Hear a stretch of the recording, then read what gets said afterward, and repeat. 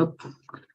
Good afternoon, everyone. I'm Jeremy Picot, Photonics Technology Manager at EPIC, and I'm really pleased to welcome you for this online technology meeting on photonics for climate change monitoring. So as we already know, photonics has the potential to provide accurate and reliable data that can help us better understand and predict the effects of climate change, as well as develop effective strategies for mitigating its impact. So we'll discuss this today with our experts. So thank you very much for participating to this event. I would like also to thank our sponsor of this OTM, so ACTA Advanced Coatings, and this company. So I think that Alexander is not here, so I will introduce the company for him. So ACTA Advanced Coatings is a leading manufacturer of advanced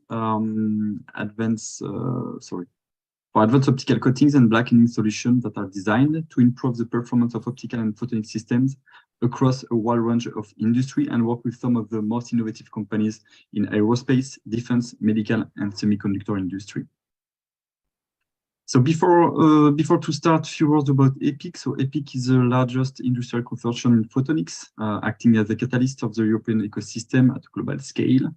EPIC is celebrating this year its 20th anniversary and has over 800 members, including companies, research organizations, and other stakeholders in the photonics industry. So its members are actually covering a wide range of photonics applications, including healthcare, telecommunication, manufacturing, space, PICs, quantum, among others. Actually, all fields where you can find photonics. EPIC provides various services such as market intelligence, technology foresight, networking opportunities, and is dedicated to support the growth and competitiveness of the photonics industry. Here is a team, the EPIC team made on 11 people, all passionate by photonics.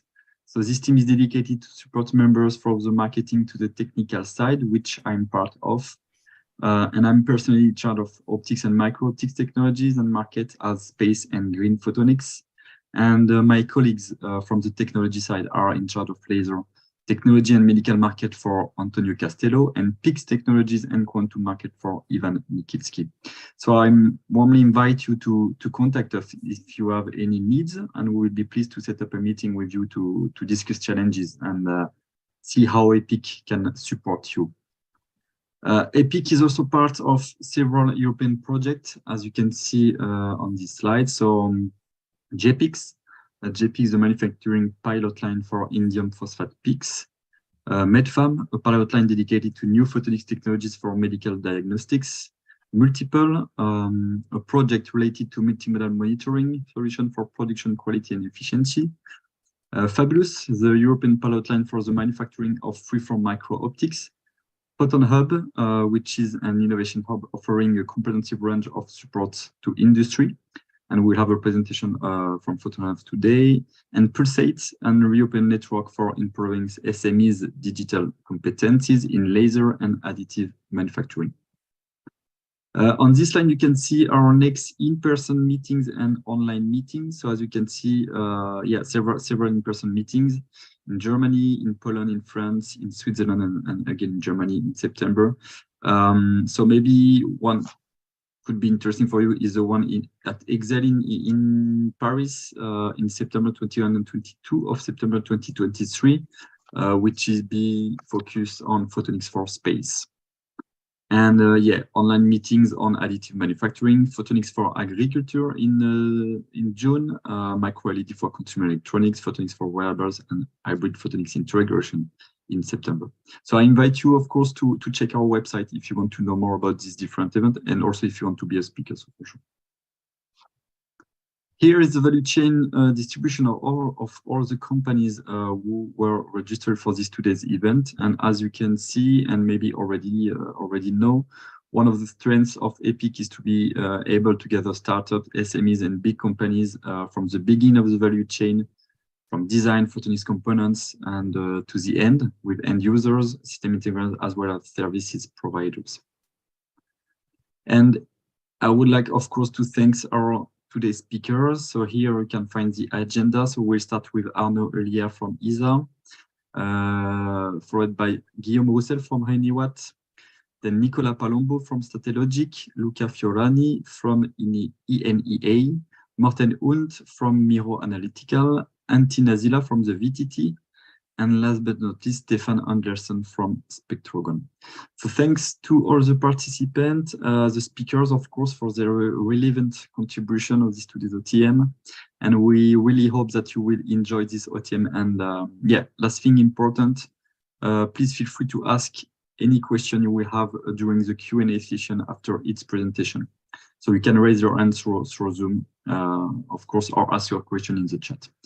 So yeah, let's start with our first speakers, Arnaud Heliere from ESA. So please, Arnaud, I'll let you share your presentation now and give you the floor. Thank you very much. Thank you very much.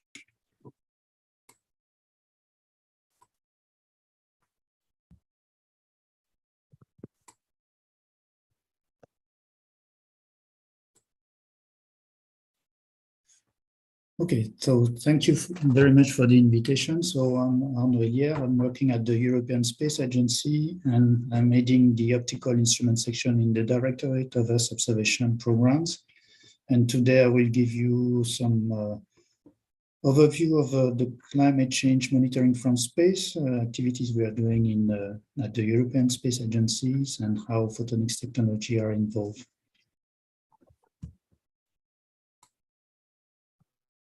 So our vision for Earth observation program is taking the pulse of our planet from space. And this is inspired by the unique capabilities and social benefits which satellite remote sensing provides. On this animation, you can see various climate variables that can be monitored from space.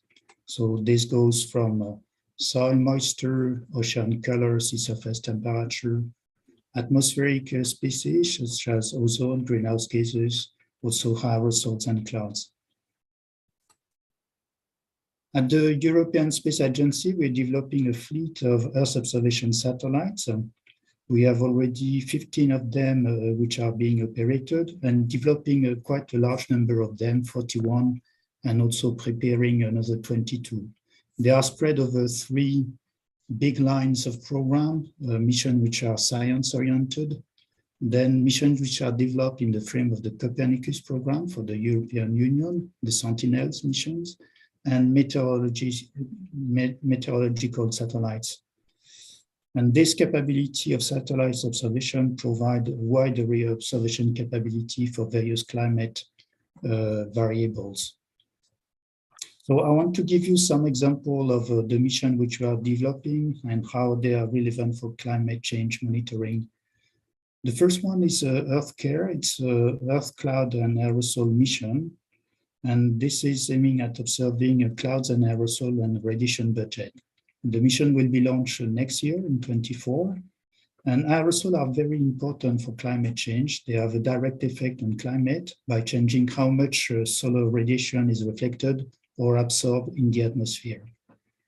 For that, the mission will embark 4 instruments, UV biscatter LIDAR, a cloud profiling radar that is developed by JAXA, an imager providing images in multispectral domain, and a radiometer. There are various key technologies which are involved in this mission, and I want to put just a focus on some of them. For the LIDAR in principle, we are using a laser-based instrument, which is using diode pump neodymium YAG laser emitting in the near infrared at 1064 nanometer. Then the frequency of this laser is triple to emit in the UV at 355 nanometer using 2 nonlinear harmonic crystals. This laser is providing high energy pulses of about 40 millijoule in the UV, and the frequency of the laser is stabilized with injection seeded laser, which is emitting at low power and is coupled with fibers. This allows to have a very narrow line width of 50 megahertz and frequency stabilized at 50 megahertz over 1 month. So on the right-hand side at the bottom, you can see the laser housing developed by Leonardo, and there are more than 70 components which are used, optical components which are used in this laser. In addition, there are in the receiver side a number of high spectral resolution filters which will allow to select the laser wavelengths thanks to Fabry-Perot Etalon. It's also used a number of polarizers, and the signal is detected thanks to quasi-photon counting memory CCDs. Another mission, which is already flying for close to 5 years now, is Aeolus, is a wind LiDAR mission. Wind data are essential for weather forecasting, and they are also helping in understanding the atmospheric dynamics and the climate processes. So they are very important missions. It's also used similar technologies with a direct detection UV Doppler LiDAR, and also similar technique for the laser. But this one is emitting more than 100 millijoule in the UV, and for that you need a second amplifier to reach this level of energy. Similar technology for the detection chain with a quasi-photon counting detector. Let me move to the Copernicus mission with the Sentinel mission. Some of them are already flying, such as Sentinel 1, 2, 3, and 5P and 6. But we are developing the next series of Sentinel's mission and Copernicus mission, with mission which will monitor a number of essential climate variables, such as greenhouse gases, ice and snow topography, land surface temperature. And I will show you a few examples of those missions. Starting with Sentinel-3, it's a global land and ocean mission, which is aiming at measuring sea and land color data, as well sea and land surface temperature. You can see the type of mapping on the right-hand side of the sea surface temperature that you can obtain with such a mission, and also the sea surface and land ice topography. Let me just show you some of the details of the instrument measuring sea and land surface temperature.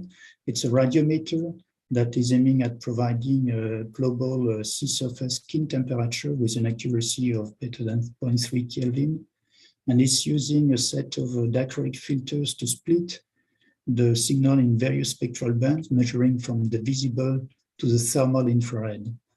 The type of detectors that are used to detect the signal are CMOS visible detector or mercury cadmium telluride thermal infrared detectors. What is also important is the calibration of such an instrument, and this is using a 2-point calibration with onboard black bodies. In the Sentinel mission, we are also developing atmospheric services, and this is done thanks to 2 categories of satellites, geostationary and low Earth orbit. And they are flying instruments such as Sentinel-4, Sentinel-5, and currently flying the Sentinel-5 precursor, where you can see the type of acquisition that is obtained with global ozone monitoring on the right-hand side of this animation. So some aspect of the Sentinel-4, it's a spectrometer targeting air quality, so measuring ozone, NO2, SO2, and aerosols. And this is quite a big instrument, which is involving a large number of technologies, some classical optics, but as well onboard calibration sources like solar diffuser, white light source, and LEDs. Now moving on to measuring greenhouse gases, which is an important climate variables that we want to measure. We are developing the first operational CO2 mission, which is planned to be launched from 25-26, and is mainly targeting and measuring anthropogenic sources, so emission from the human and from industry. And this is done with a set of instruments like spectrometers, polarimeters, and cloud imagers, where this involves a number of technologies like diffraction gratings, fiber-based and translate made of stacked multi-bond fibers, and detectors which are mercury cadmium telluride or CMOS silicon detectors. But we are also considering different techniques for measuring CO2 and methanes, and these are LIDARs, laser-based instrument, using differential absorption LIDARs. There is one mission which is currently in development in France and Germany. This is called Merlin, measuring methane. And we have done a number of studies with the ESCOPE mission for measuring CO2. And this involves key technologies such as laser source in the shortwave infrared domain with OPO or fiber-based lasers, frequency stabilization involving frequency comps, and fiber-based receivers and avalanche photodiodes detectors based on MCT. But we are also preparing the next generation of mission with developing a number of key technologies. So now we are targeting mission to be flown in 2035 timeframe. And for that, we are developing quantum technologies, which will provide the next generation of handheld sensors. So we are developing technologies on laser source, optoisolator, fiber splitters, modulators that will enable such quantum sensors. We are, for example, working with companies like Excel, Teledyne, 2V, RAW in the UK. And with that, I'd like to conclude my talk. I hope I gave you a good overview of the type of climate variables that we can monitor from space. And I invite you to look at our website where you will find more information. Thank you. Thank you very much, Arnaud, for this interesting presentation and your global overview. So do we have any question, please, for Arnaud? So you can raise your hand through Zoom. You have the button at the bottom of the screen. So maybe one question from my side, Arnaud, yes. And I will ask you, the epic question. What can you do for the photonics community, and what can they do for you? There are a number of key technologies which are not necessarily well mature yet for the space environment, which we need to further develop. I'm thinking about more compact, that will lead to more compact instruments such as nanostructures filters, very compact spectrometers based on photonics, which is something that is not well developed in the space domain, but are very promising to provide more compact instrument in particular. Good. Thank you, Arnaud. And maybe from your point of view, what can you tell us about the role of photonics for climate change monitoring in the next few years? What would be the role of photonics for this? For me, this would be enablers in the sense they would really help in providing, as I mentioned, the new set of sensors that will enable further enhancement in the variables we are trying to monitor from space. I mentioned in one of the last slides, for example, quantum technologies is really a breakthrough, and this is very interesting for us because we are going a step further with respect to what we are currently developing, which are more classical optics. But this quantum technology is really of interest for us. Yeah, sure. And I saw also during your presentation that you are working with medium companies and big companies. But are you also working with small companies, with startups? Something that you... Yes, we have involved a number of small companies for new space, let's say, new space approach. So this is something we are pursuing. We have a specific program called InCube, which is more commercially driven, while what I presented was more institutional, coming from big demand from UMETSAT meteorological centers.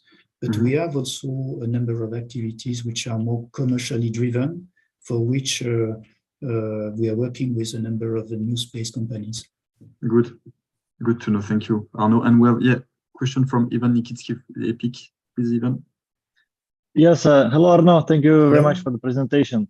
I'm wondering, could you comment on the what is the typical weight of the spectral imagers that are sent to space, and also how critical it is to lower the weight of this component? Yeah. So the typical spectrometers can be pretty big. Most of the time we want to resize the mission to have a very large swath, very large spectral domain, And therefore, this leaves most of the time with quite big instrument. We are talking sometimes with 200 kilo instrument. So they are not small, but they are indeed interesting development where photonics can enable much more compact instrument with, however, some limitation that we have to understand. For example, they might not provide the same swath, the same field of view, or address the same spectral domain.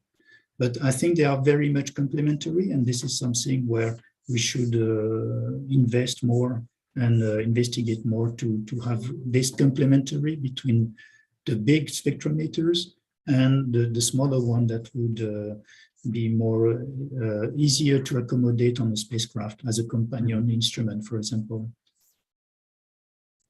Great. Yes, Alexander from Pixel Photonics.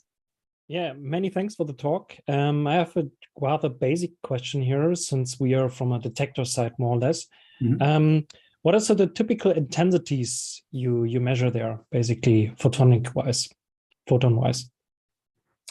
Well, this depends very much on the type of instrument. If you're looking at solar-based reflectance, you have quite a large signal generally.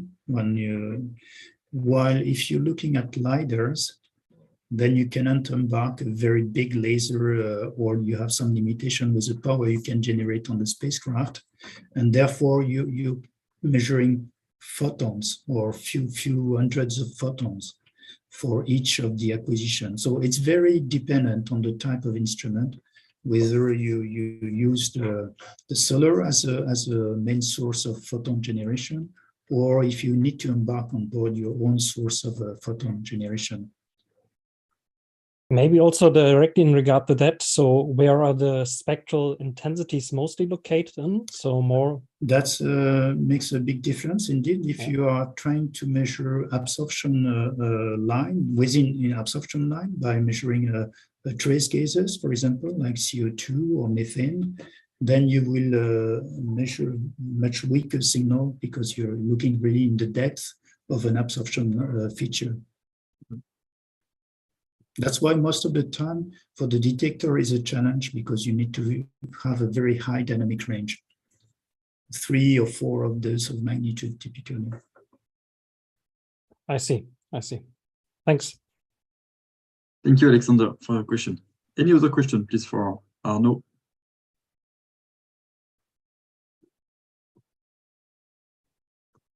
Okay, so thank you very much, Arnaud, again for your really good Thanks for the presentation. questions. Thanks a lot. And now let's move forward with our next speakers. So Guillaume Roussel from Reuniwatt.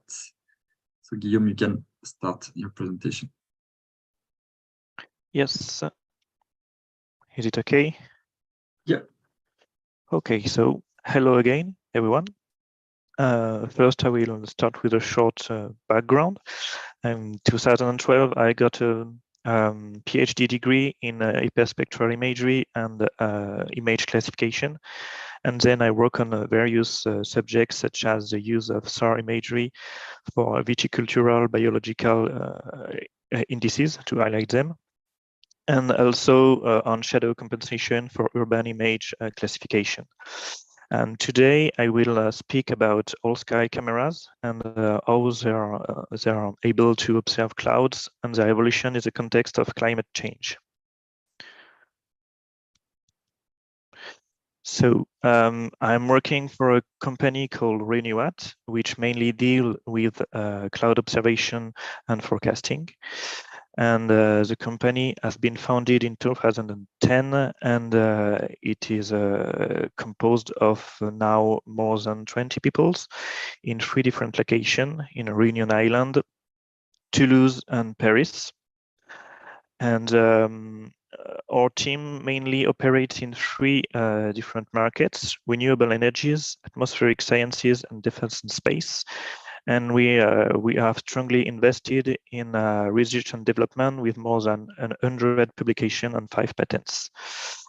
And the forecast we built are constructed with 3 different sources: in-situ cameras, geostationary satellites, and finally numerical weather prediction model. And today I will especially focus on in-situ cameras. The Sky Insight is a thermal infrared sky imager, which is composed of a long-wave infrared camera looking downward to a hemispherical mirror, which allow to produce images depicting the entire cloud ceiling. There are also on the imager temperature and humidity probes, and also an embedded computer which takes care of data acquisition, treatment, and upload.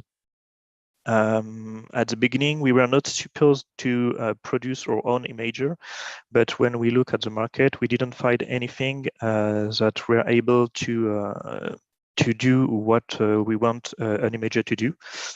So we produced it, and in the beginning we were thinking of using a fisheye lens, but we didn't find any on the markets that was dedicated to a rear imager, rear camera.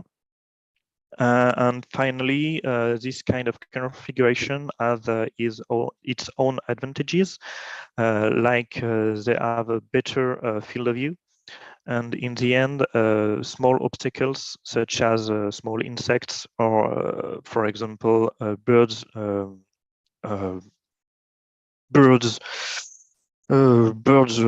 Droppings. Yeah, thank you. Birds dropping, they are far less impacting on images on this kind of imagers and on fisheye lenses. So we can derive several properties from our raw data: cloud base 8, cloud optical depth, global horizontal irradiance, and also cloud fraction. And we can also produce forecast for horizon up to 30 minutes. The infrared thermal imagery is very good because it is able to produce image day and night without any sensibility change. Sun flares, which are very annoying on a visible imager because they are saturating a wide area around the sun. They are not a problem anymore on infrared thermal imagery. And finally, the radiometric contrast allowed by this kind of imagery is useful for cloud property retrieval. This kind of images are good in a lot of applications. For example, the solar energy production forecasting that we are doing a lot at Reuniwatt, but also optical communication optimization, and also climate change monitoring. The Developer project is one of the projects that are of interest in this thematic. It's a collaboration between French, German, and Gabonese partners on a study area located in Bambidi, Gabon. Here and in more globally on the Western Central Africa, there is a unique phenomenon which consists in the persistence of a low cloud cover during the dry season, which keeps the forest cool and humid. And the main purpose of the project is to monitor the evolution of these clouds, to evaluate their effects on water and light availability for the forest, and finally to verify if their behavior is modified by the climate change. There are several activities for this project, like long-term in-situ measurements, numerical modeling, and finally a field campaign. And it's in the context of this field campaign that we used Sky Insight. The campaign has been realized in July 2022. And along with our imager, there were a lot of other devices which were used to analyze the cloud cover and also the state of the atmosphere. we had a ceilometer, a dysdrometer, SODAR, a microwave sender, several kinds of sounds, such as Caesar sounds and radio sounds, and also our tool. And the Sky Insight was quite useful in order to analyze the cloud fraction, the cloud optical depth, but also the behavior of clouds on a large area around the imager. And it was very important for the project to be able to produce images day and night. So that's it for me. Thank you for your attention, and if you have any question, don't hesitate to ask me. Thank you. Thank you, Guillaume. Thanks a lot. And do you have any question? Yes, Luca, please. You raise. Yes, my question is, how do you measure the height of the cloud with your device? Because you do not have a ranging capability, if I understand well. Well, in fact, to be able to measure precisely the height of the sky, we should have two of these devices to be able to do stereoscopy techniques.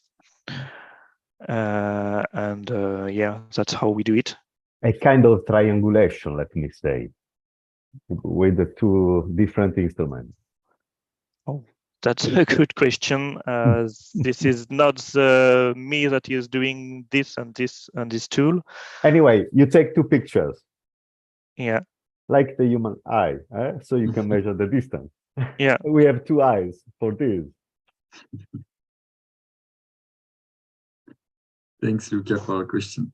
Yes, Mathieu Maisonneuve from INO. Please, Mathieu.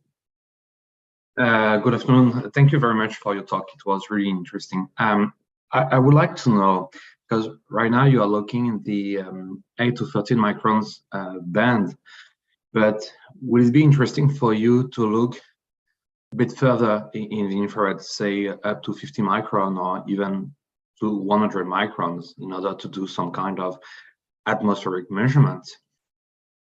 Yeah, maybe. Like measuring the temperature of the, let's say, the upper part of the troposphere or even the lower part of the stratosphere.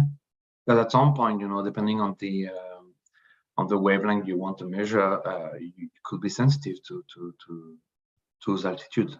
Yeah, I guess it would be we would be able to enlarge the kinds of application we could do with this tool. But at the beginning, the very core of application of the Sky Insight was to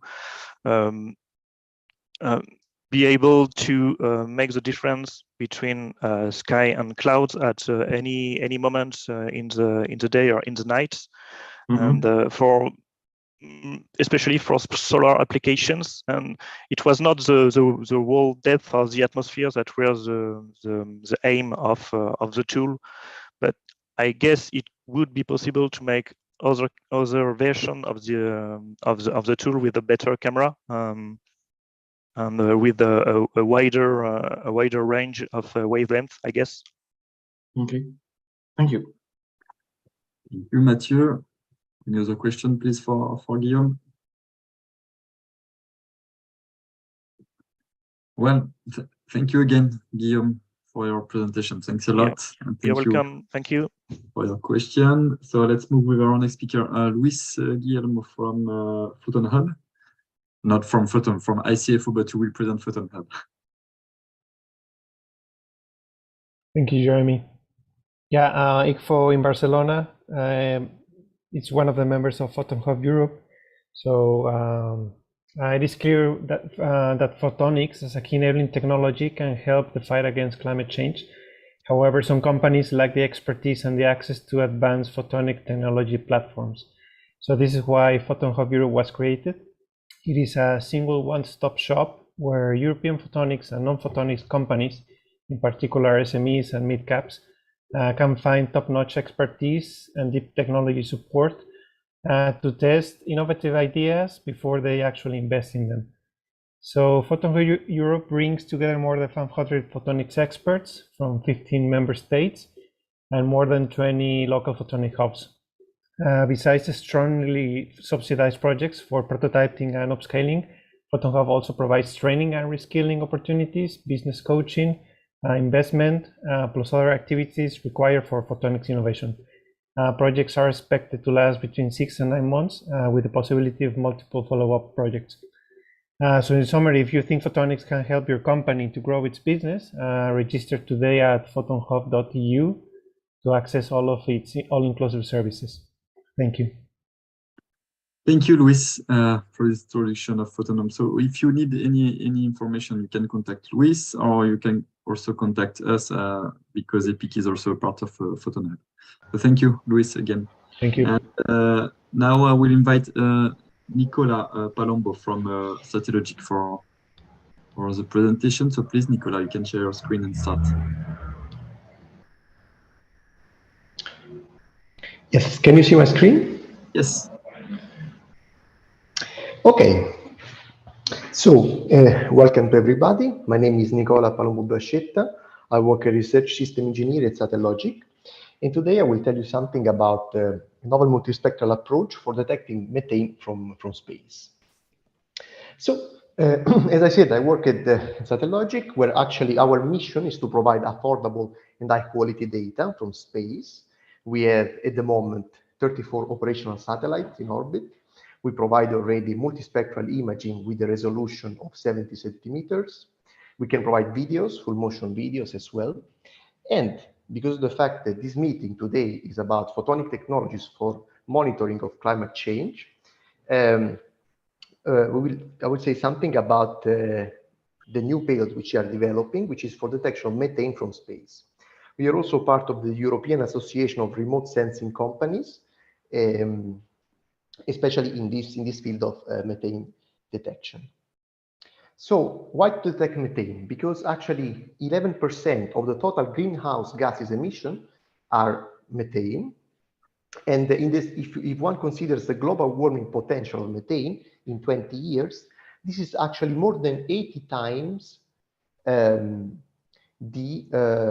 the one of CO2. So it's a gas which has a strong global warming effect.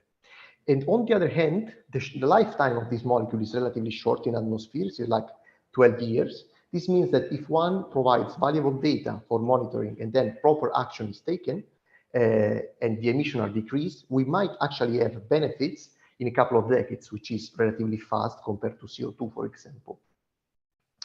Then why from space? Because from space we can scan big areas, for example. So it's we can have a considerable capacity of mapping, and it is doable. As you can see here, people are producing already images of methane plumes from space, from offshore leaks, for example, pipelines, landfills, and even cow farming, for example. Now the point is that people actually need, when we think about monitoring for climate change, people need actionable data. And if you want actionable data, what you need is, of course, to cover big areas, to have a high resolution. This is also important, and also to have a frequency of remap of the area which is high enough, because only this way you can actually, for example, monitor if somebody is taking proper action or not in controlling the emission or reducing them. And so what we are actually proposing is a constellation of small satellites, which is an approach where we are thinking about instruments very small, less than 2U, when 2U means 10 by 10 by 10 cube centimeters, or secondary payloads, which we can actually integrate in our microsatellites. And this approach is interesting because the costs are relatively small and is highly scalable, and the deployment can be relatively fast. At the moment, we are already, we had actually a launch one week ago. So we are actually increasing our constellation of microsatellites. So of course, the point is that if you want to build such small instruments, then you have a price to pay. The first price to pay is that the payloads, they have to be quite small and light with low energy consumption. And Because of this reason, we are thinking about detecting methane from space spectroscopically in the range of 1.6 microns. So if you consider the different gases in atmosphere, methane is actually absorbing here 1.6, but also here 2.3. We want to work here because here we can use detectors which are in gas, where actually they are relatively small and light. In terms of system architecture, of course, also we are using something which is relatively simple. So we don't use prisms or gratings, but just optical filters to gain spectral information. And we want to use a multispectral system because this way, actually, we produce much less data than hyperspectral systems. And there is a bottleneck the moment you want to download the data. So that's a benefit. The problem is that actually multispectral systems, they perform worse than hyperspectral systems, especially on heterogeneous areas, the moment you want to detect, for example, methane from space. And what's the reason for this? Well, the reason mainly comes from the fact that if we consider the detection process, we have the light of the sun going through the atmosphere, then going through a plume of methane. There is one. The light is reflected on the surface of the Earth. It goes through the plume and the atmosphere again, and then it is detected by the satellite. So what happens is that the information about the presence or not of methane here is encoded, if you measure the full spectrum, for example, is encoded in the high frequency component of the spectra. So basically, one has to consider the thin absorption lines of methane, or at least the convolution of them. The point is that because of the fact that the light is also reflected here on the surface, well, what happens is that you actually have also a low frequency component, which depends on the reflectance, so-called albedo of this surface, albedo. And typically, multispectral systems, they don't discriminate between these two components. So in order to tackle this problem, we proposed a multispectral system, multispectral optical filter with surface albedo retrieval. So the idea is that together with two bands, you see here the radiance at top of atmosphere, and together with two bands where we have strong absorption of methane, we also positioned other two bands where we have very low absorbance. And so we actually use these two bands here for albedo retrieval. So for example, if you look at the structure of the absorption lines of methane at 1.6 microns, you see that they are quite dense here. In the other two cases, we almost don't have methane. So we can actually use these two bands to have information about the albedo and then compare the absorption of these two bands with respect to our albedo, which we have retrieved. We decided to have bands of 10 nanometers because of full width at maximum, because this was the best compromise in our case between the selectivity of the bands and the signal to noise ratio. So in general, this is of course an industrial community in the photonics field. So what can we offer? We can offer data. We hope to be able to offer soon methane emission imaging. At the moment, we can offer multispectral imaging with high resolution and relatively high frequency of remap. This can be interesting if somebody is interested in monitoring forestry, for example, of the meltdown of ice. Then there is actually literally space in space technology. We have a program which is called hosted payload, which means that here in our microsatellites close to the telescope, there is little volume. And we have this budget of volume, a bit less than 2U and a bit more than 1 kilogram of mass budget. So if you have a device which you want to test for space applications, because of course space is a very different environment compared to the Earth, then talk to us. Here there are already two companies, two success cases. They work with us. And in broader terms, if, for example, we are searching for a partner in order to test from scratch the technology from space, then again, talk to us. Here we have as an example, a program which is actually running now. It's called Inner Plant, where we are working with a collaborator. And the idea is that we will try to detect from space for the first time fluorescence of genetically modified plants. And okay, so this is one part. And then, of course, what are we interested in? Well, we are surely interested in photonic technologies, like, for example, devices to collect the light, like imaging lenses, telescopes, or devices for light manipulation, prisms, gratings, optical filters, and of course, light detectors in the visible, near infrared, and so on. So with this, I would like to thank my colleagues, David, Delfina, and Andres, because we're working together on this project. Then I would like to thank you for the attention, and I am open to questions. Yeah. Thank you very much, Nicola, for your presentation. It was really clear what we can offer to the community and what you are expecting from them. And yes, we have already one question from Stefan Andersson, Spectrogon. Please, Stefan. Yes, thank you for a very interesting presentation. And you said that you're looking for cooperation. And I just want to let you know that Spectrogon is manufacturing optical filters for this type of application. Nice.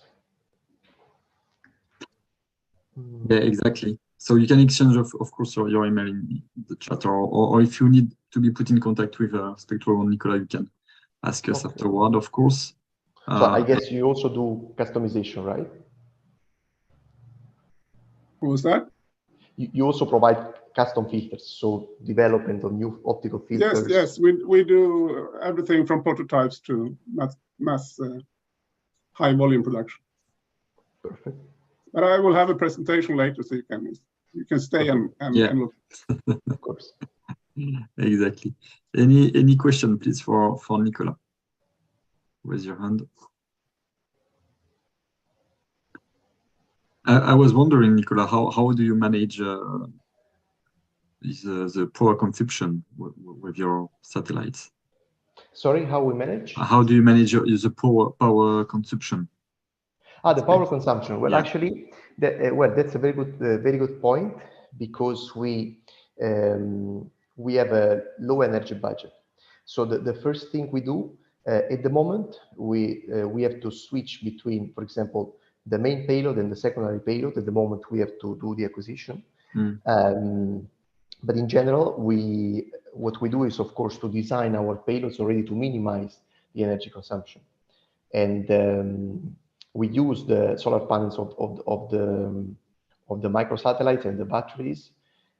So, for example, in this case, we have no problem. But one of the reasons why we have also chosen to work at the absorption band of 1.6 microns is because the in-gas detectors are also relatively low energy consumption. So it's a challenge you have actually. Yeah. Sure. Thank you. And if we have no other question, I would like to thank you again, Nicola, for your presentation. Really interesting. And yeah, thank you. And we can move forward with Luca from ENEA. Luca, if you can, good. Share a presentation and start. Thank you. Thank you. We move from a differential absorption from satellite, Nicola has showed us, to a differential absorption application from ground. So I bring you back to the ground, and thank you very much for the invitation. I see that I am among friends. I used to know Merlin, the Merlin community, Fabien Gilbert and Gerard Heret, that they are working with the ESA. And also I've seen a friend from EPFL Lausanne, and I started my work in LIDAR exactly there during my PhD. So it's nice to see you here. Now I'm working at ENEA. It's an agency of the Italian government, but we also used to work with the LIDAR application and sometimes applied to our environment. So what is the topic we are talking is LIDAR. LIDAR is the acronym for light detection and ranging, and in some sense, LIDAR is a laser radar. As you know, a laser sends a light pulse to the atmosphere. Then you have the interaction of the laser beam with the atmosphere, and some light is backscattered, and you detect it with a telescope. And the important thing is that you can measure the range. Here you have an image of a cloud. You can see here the cloud, at about 5,000 meters. And you can exactly know the position because of the ranging. Our application, the application I would like to discuss today is differential absorption LIDAR. You have two wavelengths. You fire one wavelength that is absorbed by the species you are interested in, for instance, methane, CO2, and so on. In my case, it is CO2. And you fire also a second wavelength, less absorbed. Then you can measure the power, the backscatter power at the two wavelengths. And you know the sigma, the absorption, the cross-section of the two wavelengths of the molecule you are interested in. And with some mathematics, it is shown in the picture, you can get the concentration as a function of the range. Here I show you a measurement we have taken at about 3,000 meters above sea level. We are close to the crater of Mount Etna. We are in a geophysical, the picture has been taken in a geophysical observatory close to the crater of Mount Etna. And the LIDAR was in the track, the white-orange track you can see in the picture. And here you have an example of the LIDAR return. And as you can see, we were able to get some signal up to 4,000, more than 4,000 meters from the system. And making different, with the help of different LIDAR echoes, we were able to reconstruct the shape of the plume and the evolution of the plume, of the CO2 plume in time. The red color, of course, is the high concentration of CO2 with respect to background environment concentration. In fact, ENEA participated to 3 projects measuring CO2 emitted from volcanoes. One was a CO2 Walk, a European Research Council project, and the PI was Mike Burton. Another ERC bridge led by Professor Ayuppa, and one European Research Development Fund was led by me, Vulcamed. This is one of one example of the system we used. In particular, it is the system we used for bridge. It was based on a neodymium yak pump dye laser with a different frequency mixing, optical parametric amplifier. And it operated at 1.57 and about 2 microns. The idea was to have different wavelengths in order to go further or closer to if it is if the signal is absorbed, if the laser wavelength is absorbed, you cannot go too far. If you want to go far, you may prefer 1.57 where CO2 absorbs less.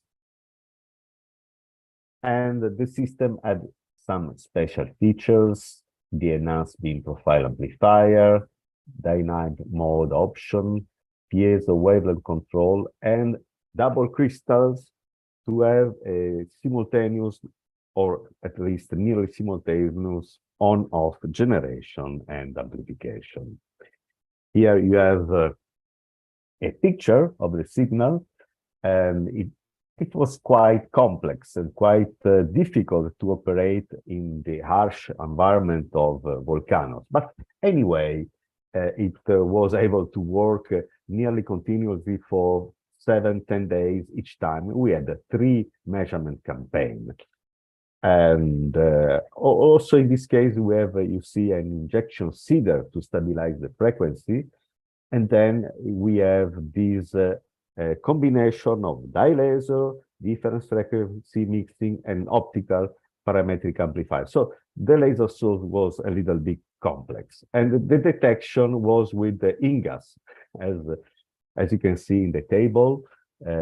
I'm sure EPIC will distribute the slides, so I don't stop too much to this slide because of the limit of time. Anyway, let's note that the energy was quite high at this wavelength after this complex generation of light. This is not too bad. Okay, this is the last slide. Just to show you the environments where we used to work. This is Naples, Solfatara, Pozzuoli, and you can see here the cloud with the CO2 and sulfur compounds. So an environment full of powder, full of chemicals, very harsh, a very harsh environment. But we were able to work, and the system was in the small white track you can see at the end of the picture. Thank you for your attention. Thank you, Luca. Thank you very much for your presentation. And yes, as you just mentioned, we provide all the presentation which can be found, could be found afterward on the website of this event. So do we have any question for Luca, please? Raise your hand. Yes, please, Arnaud. Yes, I have a question. You mentioned that the wavelength is stabilized with an injection seeder. Yes. Did you stabilize the injection seeder itself on the gas cell or on the cavity, or did you need to have a long-term stability for that, or? No. No. How long was the measurement then? Oh, well, let's say that a couple of minutes to measure an echo. Okay, so we have different problems from satellite. I think from a satellite you need to integrate the pulse for hours probably, or well, generally what you do is you stabilize your injection seeder on the gas cell or on the cavity to make sure that the stability is ensured for a few weeks, or I mean a week before you, otherwise you need to do frequent calibration. That's we have different problems. No, I understand. Thank you. Anyway, it has been fun to see that the project is going on, because I've met Fabienne and Gerard a few years ago, and they were still developing the project. Okay, thank you, Arnaud. Thank you very much.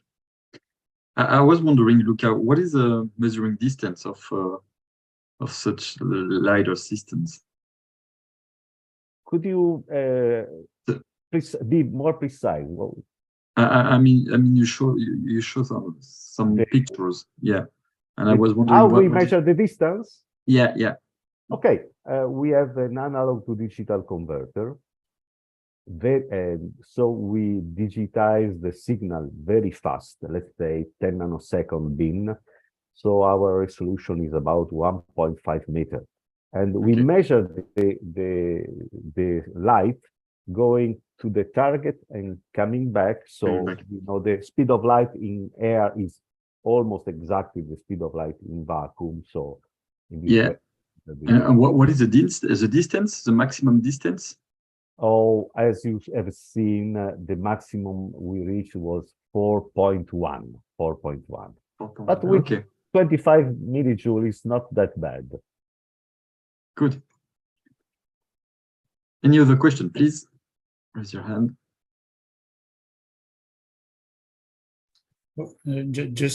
Sorry, I raised my hand. Yes or no? Just to complement. From a satellite, the range is 400 kilometers typically. So you see the challenge to fly such a system from a satellite. That's this is why you have to integrate for a long time, a longer time. Yeah, sure. We are proud of ESA, our European agency. Thank you. Thank you. Okay, so if we have no more question, I would like to thank you again, Luca, for your presentation. Really interesting. So let's move with our next speaker. So it's a one-slide presentation from Eclipse Optics. So I would like to invite Jan Lutgens to present this project. Yes, thank you very much. So we have teamed up with EPIC, to be precisely. Eclipse Optics is a consultant company for optics, and we see great potential in the optics and photonics industry to drive change and tackle the challenge that we are all facing right now. And I guess today's conference is again proof for how important optics and photonics are in this field.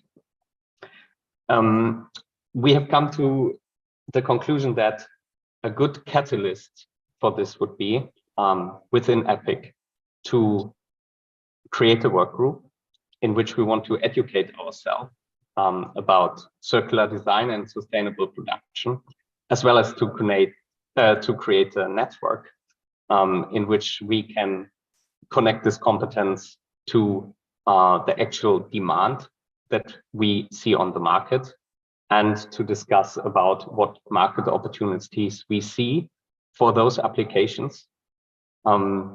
Everybody within the EPIC network is very welcome to join. After the meeting, you will be provided with this slide, and it's going to contain a link to a registration form.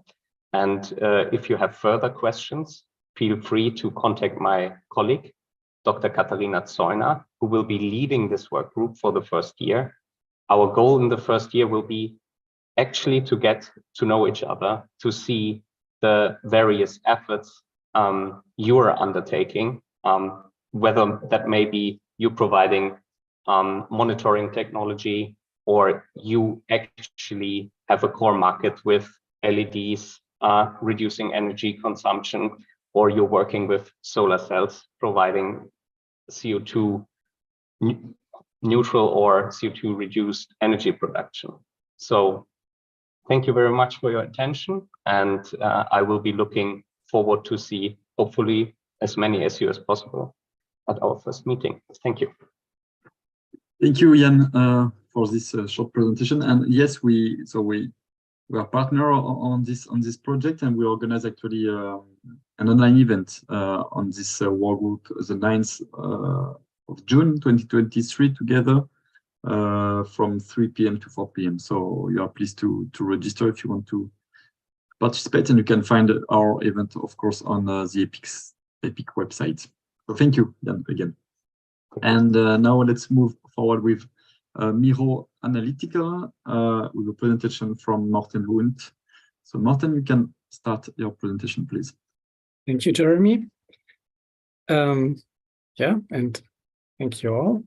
So good afternoon. It's a pleasure to be here and talk about Miro Analytical and laser spectroscopy for greenhouse gas monitoring.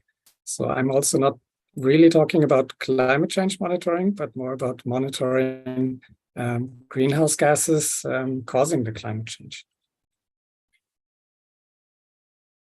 First, I'd like to introduce Miro Analytical. So we are a young company founded in 2018 as a spin-off of EMPA, the Swiss Federal Research Institute.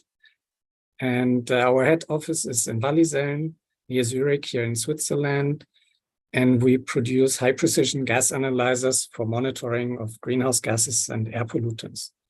And yeah, in the past years, we've sold these devices mostly to customers in the research field, like DLR or Research Center Jülich or KAT, so institutes that are leading also in climate science and greenhouse gas research. In the past, to measure greenhouse gases and air pollutants, you needed a large set of instruments because mostly one instrument can only measure the concentration of one gas. And we challenged that and developed a compact all-in-one gas analyzer that can measure both greenhouse gases and air pollutants at the same time with very high precision and accuracy.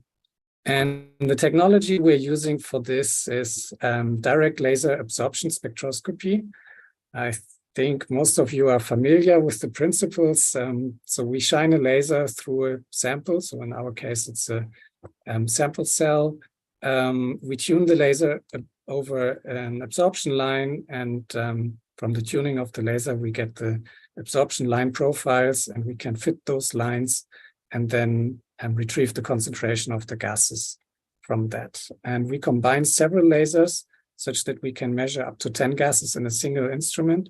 And by using mid-infrared as the wavelength, we can reach the highest possible precision for most of the gases that we measure. So with this, we can provide an instrument that measures 10 gases at the same time, and it measures all gases directly. So you don't need any conversion or titration methods. It's all direct spectroscopy measurements. We reach PPT levels for almost all the gases, and we can have very high time resolution of up to 10 Hertz. And here I'm just showing one example of the difference that our instrument makes. So normally when you wanted to measure air pollutants like NOx, you need a CLD. If you need ozone, you need a UV absorption instrument. CO is measured with NDIR typically. And then often you need cavity ring down spectrometers to measure the greenhouse gases. And you need several instruments of that. We've done here a little test campaign, it's already a while ago, where we compared our instrument to these 6 different analyzers, and we could show that the performance of our analyzer does not lack the composed 6 different instruments. So here we just measure a time series over a couple of weeks at air quality monitoring and greenhouse gas monitoring station.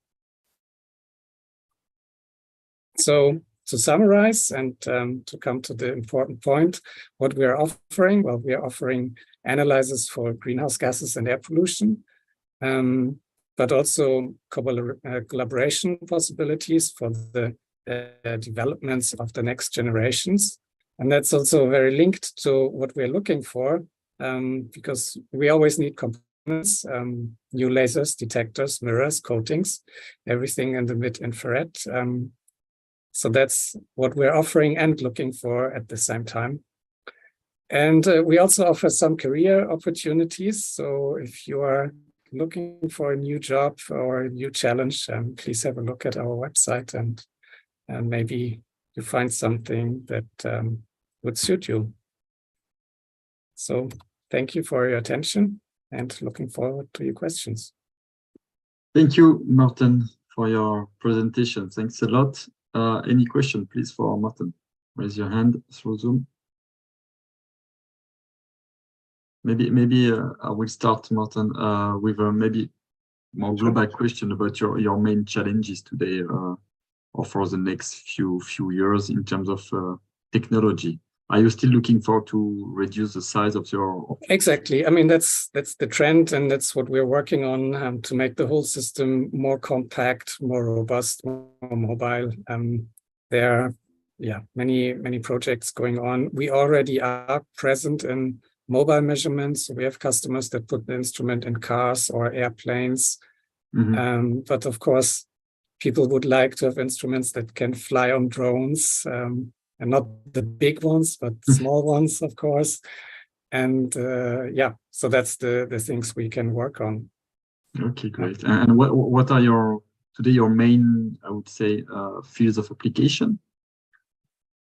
Application? Main market. Yeah, it's climate science and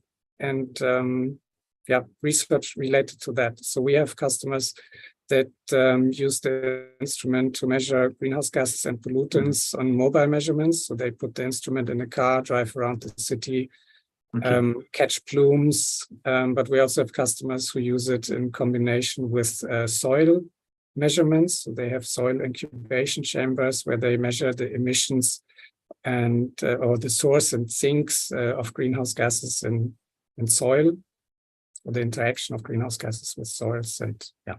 Good. Thank you. Yes, Luca, please. You are muted. Huh? Morten, are you using a single pass or a multi-pass geometry? It's a multi-pass. Ah, okay. So we have to use multi-pass to get the sensitivity. I imagine. Thank you, Luca. Okay.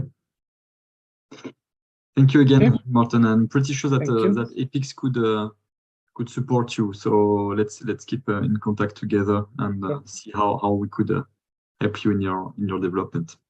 Excellent. Thanks again, Morten. And yeah, I would like to invite now Antti Näsilä from the VTT.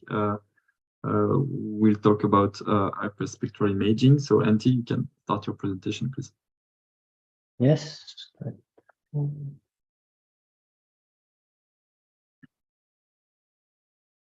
Find it.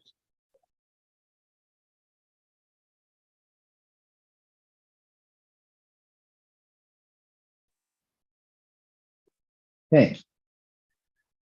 So thank you and hello everyone. I'm Antti Näsilä from VTT, Technical Research Center of Finland, and I'll talk briefly about the snapshot hyperspectral imager or imaging for atmospheric measurements. Luckily, there have been two very well related presentations earlier, the first one from ISA and then the one from Satellogic. So I will be continuing the same story, and they have been given a good overview on the topic. So a little bit about what do I mean about what is a snapshot spectral imager. So here I'm talking about something that takes a 2D snapshot of the scene at a single wavelength, basically, but it's freely selectable wavelength. So then you can construct your image by taking a stack of different wavelengths. So it's a little bit different from the traditional grating or prism spectrometer, which only images one line at a time.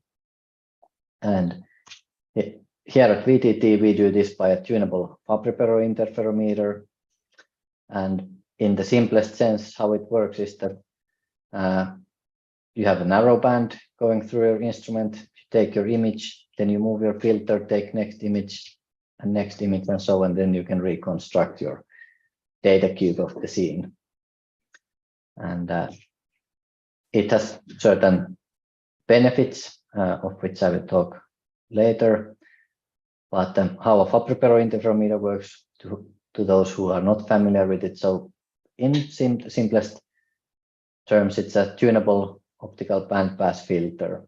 So, and in this case, it consists of two parallel mirrors which form an optical resonator, and then transmitted band is directly linked to the distance between these two mirrors. And then by adjusting that distance, then we can adjust the transmitted wavelength. And here's an example of a measured transmission of one of such filters. And at VTT, we have two different approaches or sort of technological solutions.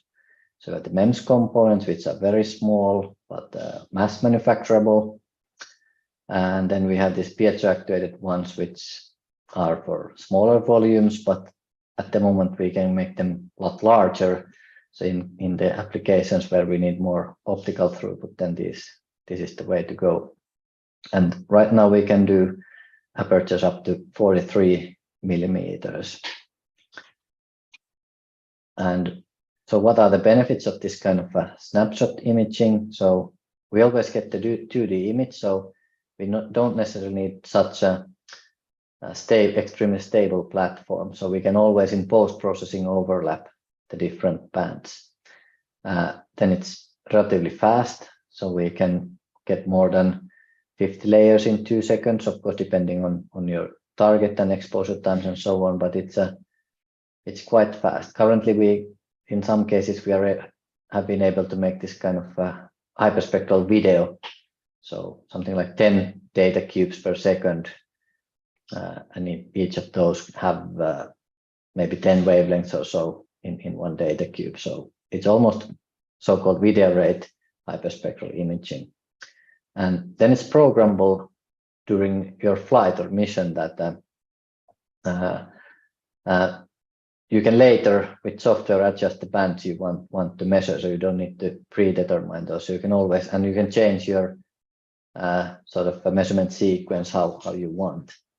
And the optical construction is very, very simple, and it's easy to transform it to different wavelength ranges. So we've done components for UV and mid-IR, even thermal infrared. For example, the Altius mission mentioned in the first presentation, or it was written in the slide, it wasn't mentioned, but it was written in the slide that has one of our fabriperos for the UV channel. And then as we are sort of integrated to the optics, we can achieve quite good or high spatial resolution, as we can always use state-of-the-art camera modules or detectors. So we can always integrate or use the best camera available. And these kind of components can be made for almost any wavelength range at the moment. So depending on the application, we can sort of tailor the solution to the need of the application. But now to the actual topic. So the first sort of a measurement principle I want to bring up is this solar occultation, or can also be stellar occultation by looking at stars. And this is a very good technique for small satellites. So how it works is that we observe sunset and sunrise through the atmosphere. It doesn't need to be Earth, it can be any planetary body. And it has one very good benefit. You always have the strongest light source in the solar system available. So there's nothing brighter than the sun, basically, at least naturally. And this occultation technique is self-calibrating. So you always have your reference signal measured when you're out of the atmosphere, and then you just divide by that when you go through the atmosphere. So that also helps quite a lot. And then when you repeat this multiple times, then you can get the vertical distribution of whatever you're measuring. So, but I think this is very good for nanosatellites because it allows, because you have such bright light source and it's partially self-calibrating, so you can make the instrument quite small, so you don't need huge aperture. Of course, depends what you're looking at, but for most cases, you have quite good signal to noise ratio. And I also included some actual results, well, the only actual results from this ESA mission called Picot CubeSat, launched now a couple of years ago, not meant for greenhouse gas monitoring, but for ozone monitoring. And there we built it was a 3-unit CubeSat. There we built this so first of its kind instrument for measuring ozone. And here's an actual image of the sun through the atmosphere. Well, I think this is out of the atmosphere actually at 2 different wavelengths, but just like as a proof of concept that it is doable with a small satellite. Unfortunately, this mission had problems in the attitude control system, so the scientific mission could not be carried out in the end. But considering it was started almost 10 years ago, more or less from scratch, it's an understandable thing. With today's technology, it would be much easier to realize the satellite platform than back then. But anyways, the concept worked. And then about greenhouse gases. So as has been mentioned already, practically any gas has some sort of spectral signature. Whether or not it's in the visible or near infrared or some other wavelength range, that's another topic.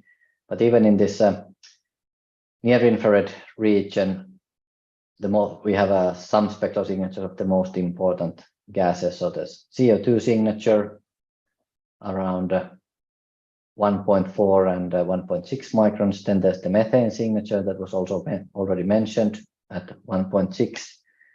And then there are some N2O as well. And then often you just cannot just measure one particle gas. You need to calibrate your measurement by measuring water vapor, oxygen, things like that. So usually you need to measure something else as well. And then another example is where snapshot imaging could provide some insight if you want to monitor this kind of high concentration plumes, let's say a leak in a methane pipeline, for example, then in a single snapshot you could sort of detect the plume as well. And here's an example how this is measurement data. This is actually from Tropomi, which was also mentioned. I think this is taken during some instrument commissioning. So they flew over this Matimba power station and actually measured the CO2 plume, even though Tropomi is not a CO2 instrument, but it can still detect such things. And then we made simulations together with the Finnish Meteorological Institute that what could this type of data look like with different ground resolutions. So if you can go down to 100 meters per pixel, then you would get really, really nice sort of detection of the plume. But of course, here the signal to noise ratio becomes a problem, because when looking downward, you don't have excessive amounts of signal depending on the background reflections and the geometries, etc. So it's difficult to get super high signal to noise ratio from this kind of ground-based measurements. But if you're only looking for high concentration leaks, then it's possible. But then if you want to make, let's say, a global map of methane with the 1 part per billion accuracy, then it's a whole different story. That then it's difficult to get small ground pixel and good results. But anyways, for this type of high concentration emissions, this kind of snapshot could provide some insight, as you can, in a single image, you can make an estimate of the emission, and then you can also see how the plume gets distributed or sort of deformed due to winds and so on. And just to conclude, so the new or different thing here is that we will always get the 2D spatial information at the selected spectral band. For some applications, this is a benefit, and for some you prefer more this kind of a grading type approach. This type of systems are adjustable in flight, so you can later program different type of imaging or wavelength sequences depending on your application. And then if you're using solar occultation, this is a very good method because it will provide you very good signal to noise ratio. And we think that this is a good solution for this kind of small and low-ish cost platforms. And that's it. Thank you. Thank you very much, Antti, for your presentation. Do we have any question, please, for Antti? Yes, Guillaume Roussel from Reuniwatt. Yeah, sorry, maybe I misheard, but what are the maximal and minimal wavelength you provide on your instruments? It's like a design. So in a single instrument, it's usually only UV or only visible or only near infrared. Okay. But we have made components or instruments for UV, visible, near infrared, mid IR, thermal infrared, so we can tailor an instrument basically for any wavelength range. So it's customizable, in fact. Yeah. Okay. Okay, thank you. Thank you, Guillaume. Any other question, please? Antti, you mentioned that this technology could be well suitable for nanosatellites. What is the size exactly of such technology? So there are, I can go back. So there are two extreme ends. So if we make it like a very small one, then the smallest one we made, it's like size of 1 cubic inch. So 2.5 centimeter cube. And then the other end, for example, what we're doing in this is a hyperfield activity. Then the instrument is basically like size of 4 units. It has 2 different cameras. They are like 20 centimeter long, 10 centimeters wide, the optical tube. So it varies, it really much varies. For the Picasso mission, which I showed them, is the instrument was like half of this CubeSat unit, so 5 by 10 by 10 centimeters. Okay, maybe it could be interesting for you to talk with Nicola Palombo from Satellogic later. Yeah, we have been exchanging emails already, so. Okay, perfect. Yeah, we have a question from the chat. Thomas Benoit. Can you please ask your question? Yeah. Hi, Antti. What is the bandwidth and the blocking of your filter? Like, is it the bandwidth can be made as narrow as possible, or do you have a limit on that? That is also that's a good question, and it's like a design parameter. For example, in Altius, I think there we are targeting bandwidths of around 1 nanometer. In one special project, we did 0.1 nanometers. And then in some cases, it's something like 40 or 100 nanometers if we go to longer wavelengths. But on average, we are talking about moderate spectral resolution instrumentation. So in the visible or near infrared range, like a 5 to 15 nanometers is a good average if you want 1 nanometer. Great, thanks. Thank you, Thomas. Any other question? Yes, Arnaud. Yeah.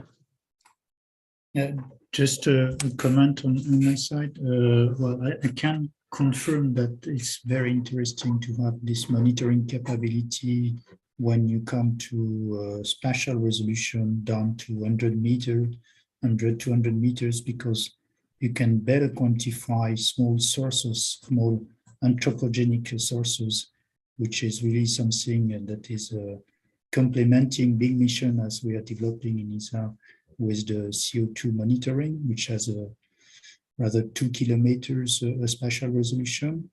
And this type of technique where you can go down to 100, 200 meters is very much complementary. We are been doing some studies with different instrument concepts, which were typically targeting this spatial resolution in the order of 100, 200 meters. Good. Thank you, Arnaud, for your comment. Thank you very much. So if we have no other question, I would like to thank you again, Antti, and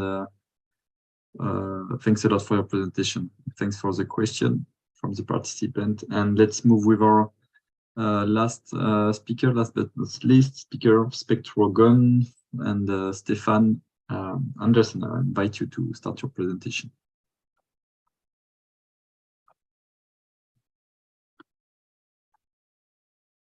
So can you see this? Yes. Yeah. So okay. My name is Stefan Andersson, and I work with business and development and sales at Spectrogon. And Spectrogon supplier is a supplier of optical interference filter. And I will talk a little bit about the company, about the thin film coating products, our capabilities. I will also talk a little bit about what industries and application where our products are used.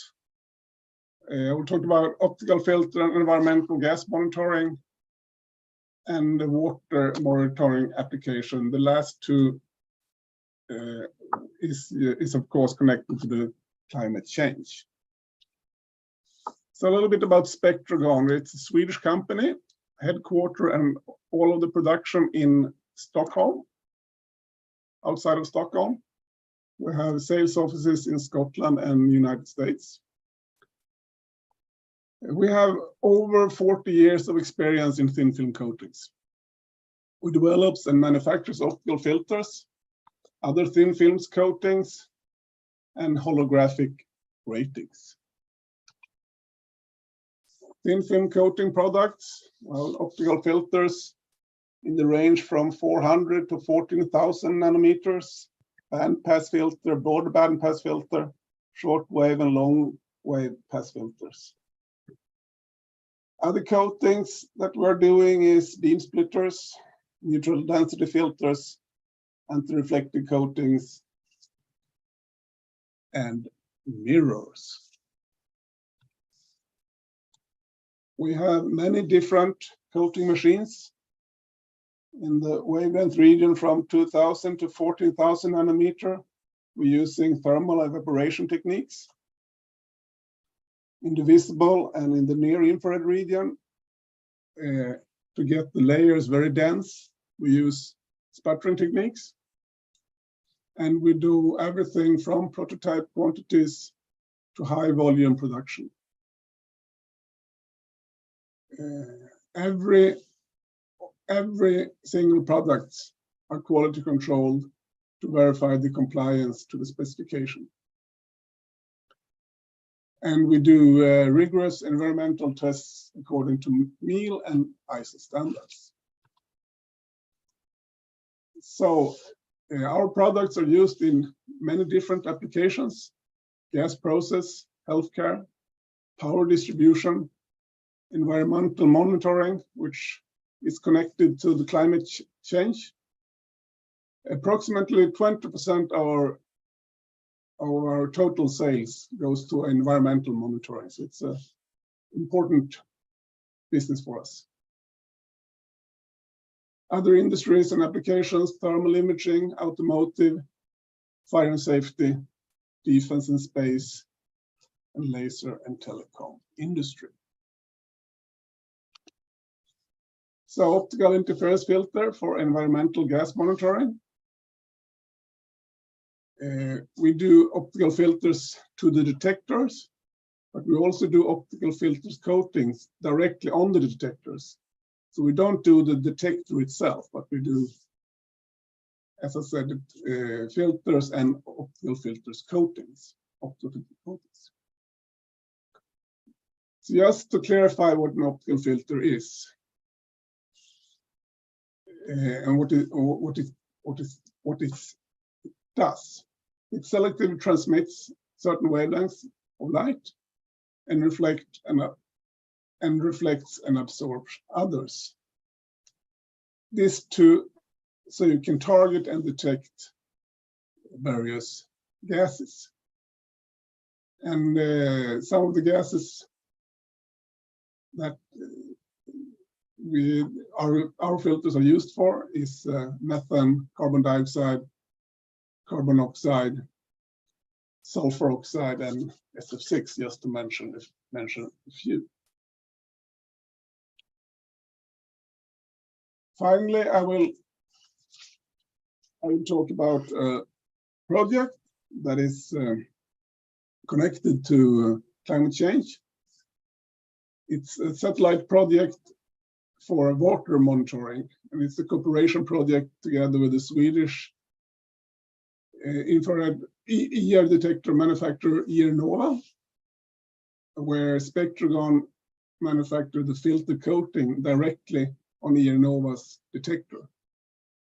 We did a long wave pass filter, which is the red curve here, and a short pass filter, which is the blue curve here, at about 10,000 nanometers.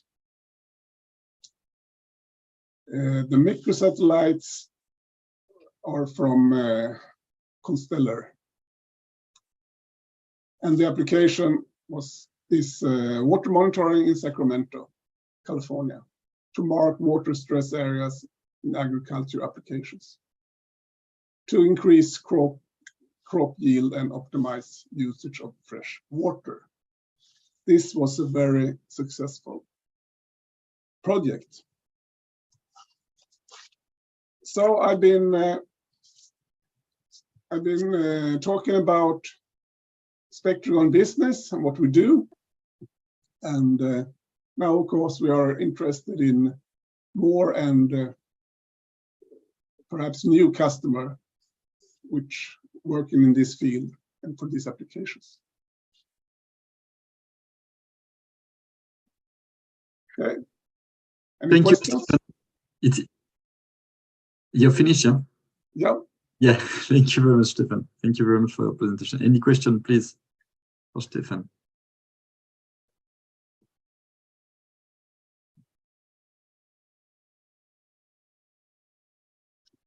No questions. So I would like just to remind you that you were just talking about water monitoring for crops and fields. And yes, we will organize an OTM, an online technology meeting on Photonics for agriculture, the 12th of June. So it will be related to this kind of topics.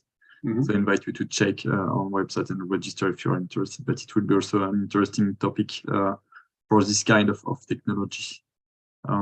Yes, Arnaud, please. Yes, so sorry, I missed it. Maybe you said it. You're indicating that the filter coating is directly deposited on the detector pixels. Yes. Is that correct? Yes, that's correct. Okay, and you were in charge of that, or depositing the coating directly on the detector? Yes, this was a cooperation with Ironova, Swedish detector manufacturer. So they were doing the detector, they were sending the detector to us, and we coated according to their specification. And it was very successful. Okay. And was it a superlattice detector from Ironova or a different type of detector?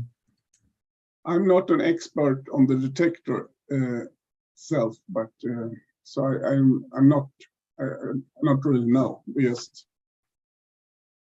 just followed our specification. Okay. Oh, thank you. Yeah, Arnaud, if you have some question regarding Ionova's, they're actually also a member of EPIC. So if you have any question regarding this project, maybe we could put you in contact also with them if you're interested. Okay, thank you. Any other question, please?